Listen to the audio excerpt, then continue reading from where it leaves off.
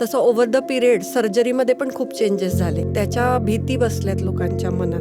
तर ते कसं चेंज झालंय आणि ती भीती कशी आता कमी होते आहे? मणक्यामध्ये जे ॲडव्हान्समेंट झाले ते फक्त सर्जरीमध्येच नाही झाले, ते डायग्नॉस्टिक मोडॅलिटीजमध्ये सुद्धा झाले. म्हणजे इतकं क्लिअर MRIचं पिक्चर आम्हाला आधीच मिळालेलं असतं की 2 मिलीमीटरच्या अंतरावरती काय काय आहे याचं 3 डायमेन्शनल पिक्चर जर माझ्याकडे ऑलरेडी रेडी आहे.